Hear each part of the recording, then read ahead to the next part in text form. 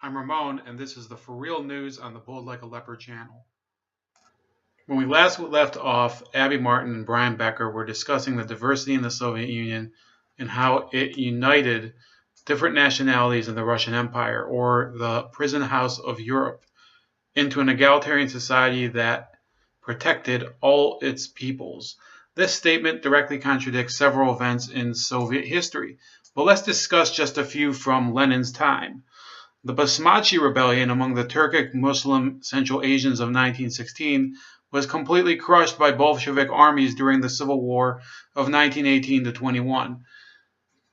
The subjugation of the Azerbaijan Democratic Republic in 1921 brought another majority Muslim nation that had been wrested from the Ottomans in the past by Russia under Bolshevik rule. The justification for the invasion was simple. The new Bolshevik government desired control over the oil field of Baku, the most developed part of Azerbaijan. This is yet another example of a so-called progressive nation pretending to liberate the common people only to enslave them for their own ends. In 1919, the Soviets struck westward in an attempt to reconquer the long-suffering and newly independent nation of Poland.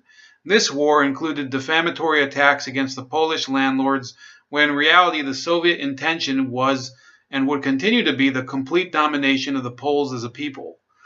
And what about Becker's lauding of the Soviet of nationalities? What he called one of the co-equal houses of parliament in the USSR was never a serious factor in governance of the country. The real decisions on leadership of the nation were made by the Politburo and Central Committee, two bodies of the Communist Party of the Soviet Union, not by the actual state parliaments. In fact, the Soviet of the nationalities ceased to pass any significant motions following 1937.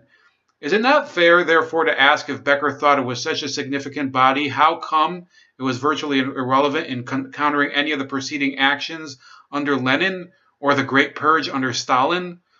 Well, under Stalin, the nativization that Lenin promoted was also canceled in a betrayal of the minority peoples, leading to the suicide of noted Ukrainian communist Mykola Skripnik in 1933. Like anything promoted by Brian Becker and Abby Martin, the Soviet of nationalities was a quaint idea on paper that was virtually meaningless in practice. And you talk about the extreme and consistent economic growth, but at what cost? We don't want to try to pretend the Soviet Union was heaven on earth. It was a poor country, and we also ask the question, at what cost? When you go from a country that's 75% peasant in 1917 and become an urban industrial country within 20 years, a process that took 150 years in Germany, in France, in Britain, in the United States, and you compress that into 20 years, when you have that kind of social reorganization of society, there's going to be a lot of social tension, a lot of pressures on families and on individuals. And so it was, in some ways, as a consequence of its dynamism, also a fairly brutal process. You know, when Karl Marx and Frederick Engels wrote the Communist Manifesto, they did not think the revolution, the socialist revolution, would happen in poor, underdeveloped countries, nor did Lenin. Lenin always thought it would happen in Germany or France. He never expected the Russian Revolution to become the vanguard of the worldwide socialist revolution. Lenin and the Bolsheviks were mainly fighting to end the monarchy in 1905 or 1910 or 1915. It was a consequence of World War I. As Lenin explained, the revolution happened not where the social conditions for socialism were really ripe, but where imperialism was weak. In other words, he said this really wasn't, we weren't ready for socialism. He said, but we were the weakest link in the imperialist chain. It broke there. The revolution broke it because of the war. And so Russia had its revolution. When Lenin and Trotsky and Stalin, all of the leaders looked out and saw the world in 1917 after they made the revolution, they said, well, we can win, but only if Germany has a socialist revolution, so that we come to our aid. And Lenin said, as soon as the advanced capitalist countries have their revolution, we won't be the vanguard. We'll be like looking to them. We'll be looking to them for assistance culturally, economically. But the other revolutions didn't come. Well, there was a revolution in Germany and in Hungary. It all happened in 1918, but the capitalists overcame it. They didn't have a Bolshevik-type party capable of taking advantage of the revolution and seizing and holding power. So the Soviet Union became isolated.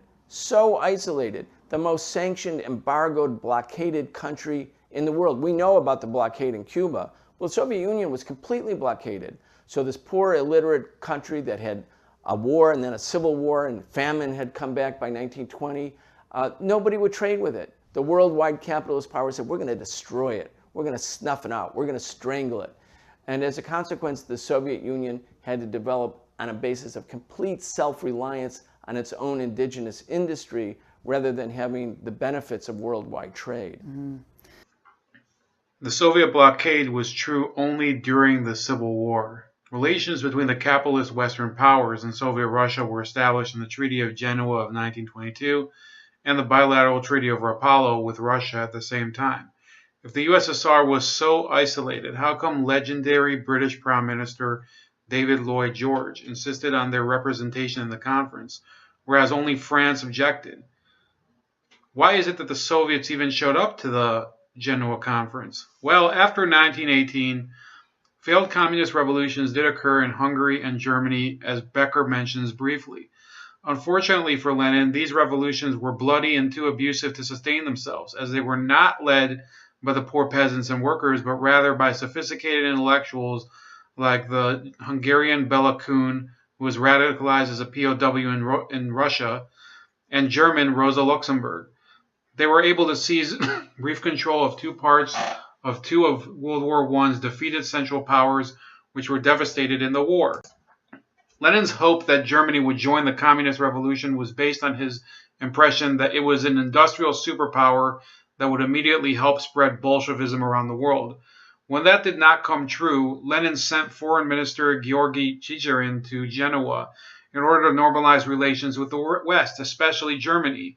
Under Chicherin's management, Soviet foreign policy developed into trade relations with the West under both Stalin and Lenin.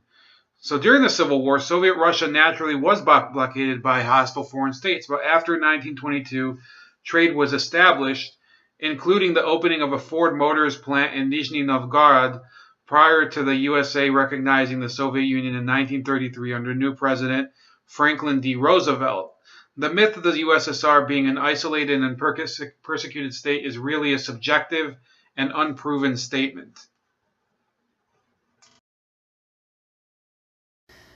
After the fall of the Soviet Union, it was declared the end of history, right? I mean, socialism was tried and failed. Capitalism would rule to the end of time. As a socialist, what's your response? Well, it's a very important question because the hubris and arrogance of the apologists of imperialism and capitalism was at such a high point in 1991 and 92, where they thought, well, or told the world, well, you see, socialism was tried. They conflated socialism with a government, the Soviet Union. It was tried in the Soviet Union, and that government failed. That means socialism failed. And thus, history has stopped because we went from early primitive society, as they would call it, to feudal society, to capitalist society. But this is it. Now we can live under the rule of billionaires. Our crowning achievement as a species, we've made it. Billionaires will rule. History has shown that the other way isn't going to happen. Is that how people will remember the Soviet Union? I don't think so. The Soviet Union will be looked at in history not as the end of communism, but as its first valiant experiment. That the flaws and defects that exist in the Soviet Union, and yes, there were many, were not the cause of a planned socialist economy or public property. They were caused by a torturous history, an environment domestically poor, underdeveloped, illiterate society, ravaged by civil war, invaded by 14 imperialist armies, embargoed and deprived technology, invaded by the Nazis and taking 27 million lives and destroying the economy. That was the conditions under which this socialist experiment was conducted. It will be remembered as the first time the red flag was waved, where the working class, the poor, the oppressed, the people who were written off by all previous ruling classes, they said we could remold society. They made a huge historic achievement to the 20th century, and it will be, because we will learn its lessons, the place, the sort of the petri dish where communists and socialists will learn from, not reject. In other words, the Soviet experiment must be embraced and respected as a huge monumental achievement, in spite of its defects and flaws. This is one of the oddest statements that you will ever hear, that the Soviet Union is a petri dish. Let's discuss the fact that this retrospective tries to focus on Soviet history only between 1917 and 1924. Why is that? Well, it's because Lenin died in 1924 and is generally regarded as more benign than Stalin. The only act indirectly credited to Stalin in this piece was his defeat of Nazism, which he does deserve credit for. Not mentioned was his non-aggression pact of 1939 with Hitler, where he collaborated with the German dictator to invade Poland and the Baltic states. That may have been one of the impetuses that caused the Soviet Union to be victimized by Germany in the first place. They were caught off guard and they trusted the Germans not to start a war with them. What else happened as a result of this system, and directly due to the state socialism that Becker and Martin refused to criticize? Between the late 1920s and 1964, the Soviet Academy of Agricultural Sciences rejected genetics in favor of Lysenkoism, a quack theory that applied socialist ideas to plant biology and agriculture. Thanks in part to Trofim Lysenko's pseudoscientific authority, which persecuted modern geneticists and biologists, Soviet grain harvests suffered due to his belief that grain seeds could acquire the environmental traits of previous generations by inheritance without natural selection. The Soviet Union forcefully subjugated Eastern Europe and later Afghanistan directly by force, and numerous other overseas territories by subversion. By the 1970s, the USSR was effectively engaged in an imperialist campaign to dominate the world, not unlike the bourgeois West. Soviet dissidents like Roy Medvedev, Andrei Sakharov, and Alexander Solzhenitsyn were abused and imprisoned under Soviet rule up until the Gorbachev reforms of Glasnost in the late 1980s. Many of the Soviet advances bragged about by Becker were accomplished by quote-unquote brutal tactics, as he says, but he doesn't go in depth about it.